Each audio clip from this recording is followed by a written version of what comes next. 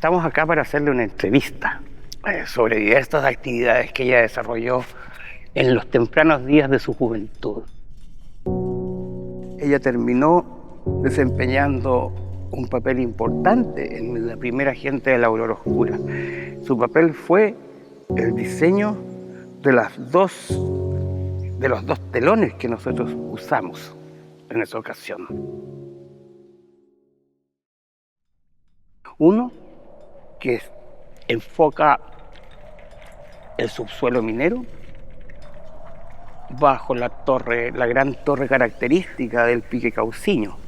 Y el segundo recoge, digamos, un paisaje de la población que se usa para la sección Las Lavanderas, de gente de la Aurora Oscura.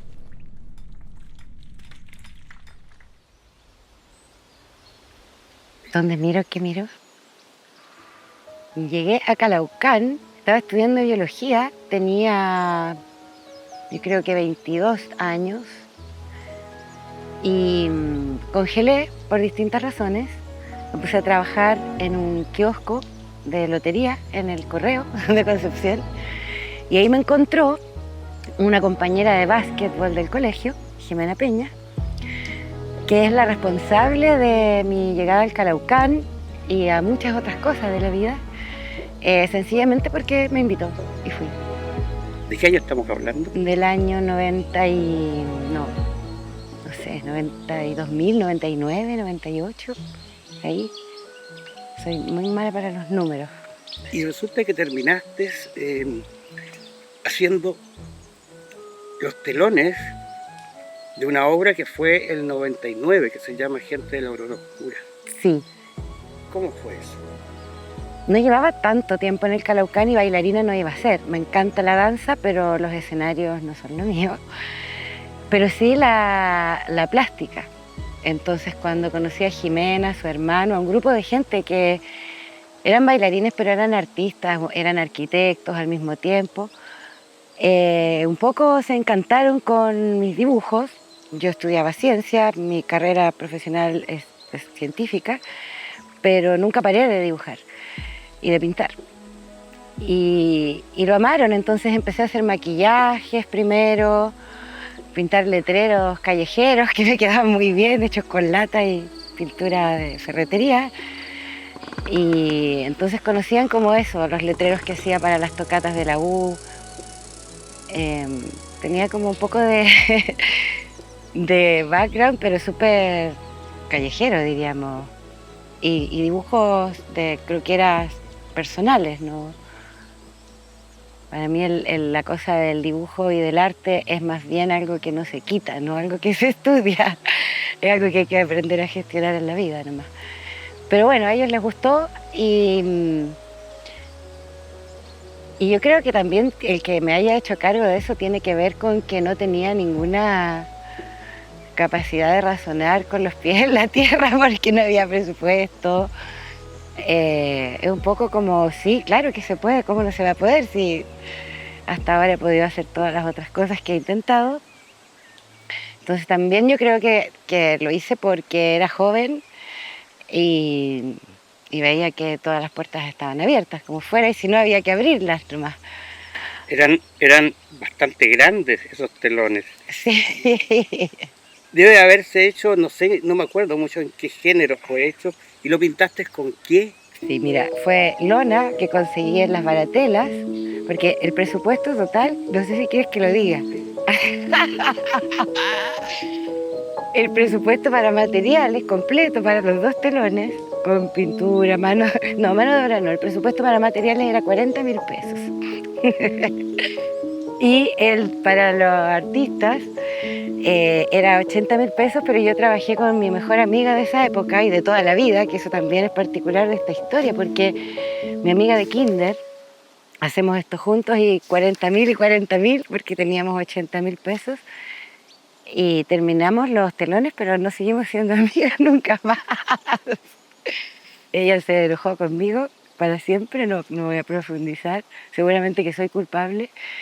Pero eso era 40.000 pesos para cada una y con eso nos sentíamos tan felices porque nos estaban pagando por hacer lo que amábamos. Y ella estudiaba arte, entonces tenía un poco más de conocimientos técnicos, pero estábamos en segundo, algo así. Y con eso financiamos nuestras idas a terreno porque íbamos a croquear como corresponde, a sentir, no solo a croquear, pero a entender lota, qué es lo que tenemos que pintar. Y después de eso nos íbamos a las... Hay unas especies de outlet, de pintura. Entonces ahí encontramos lo más parecido a un material que pensamos que la hiciera y compramos unas cosas que se llamaban, creo que era esmalte satinado, pero que tenían un agarre así muy muy bueno y que podías hacer colores y queríamos algo como con grises.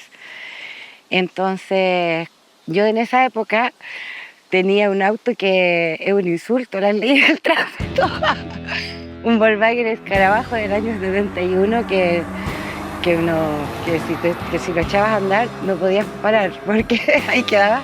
Pero bueno, ahí transportaba mis pinturas, escuchando Pink Floyd. Para mí era un sueño cumplido, la verdad.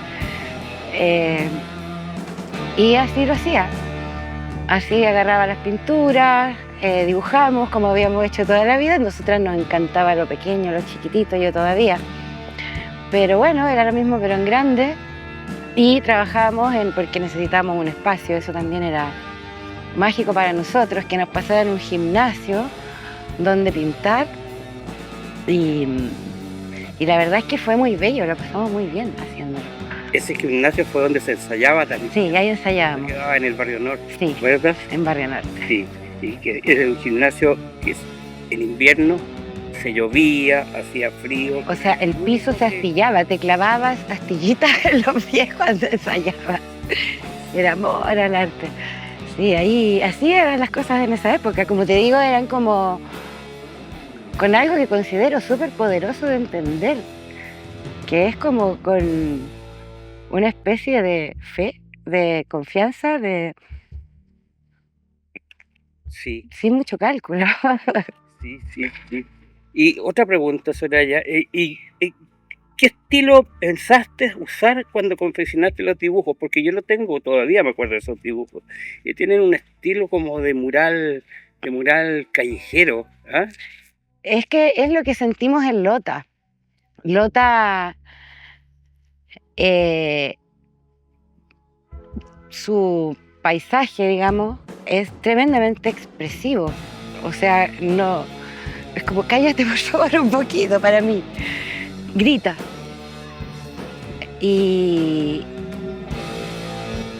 la calle es la que grita. No, yo no me metí a casas, hablé poco, porque los rostros hablaban suficiente y porque es una historia que no me es ajena, para nada. Vivo en esta región, he tenido amigas, hijas de mineros, qué sé yo, no me es ajeno, ¿no? Para nada. Pero la cosa visual, simbólica, es súper potente, es como que está lleno de arquetipos por todos lados que te abordan y entonces terminas haciendo algo como lo que hacía cualquiera que se pusiera a sentir un poco esa energía en la época y sale así, sale como un poco medio Ramona Parra, ¿no? Sí, porque es así lo que sentimos. Sí, porque eso era lo otro, que no solamente tenía que verse, sino que tenía que funcionar, porque eventualmente había que tener una puerta en el telón que se abriera y que pareciera que los bailarines salían de una casa, nada menos, por 40.000 pesos. Y afuera había una llavecita donde tenían que llenar unas fuentecitas de agua ellas para...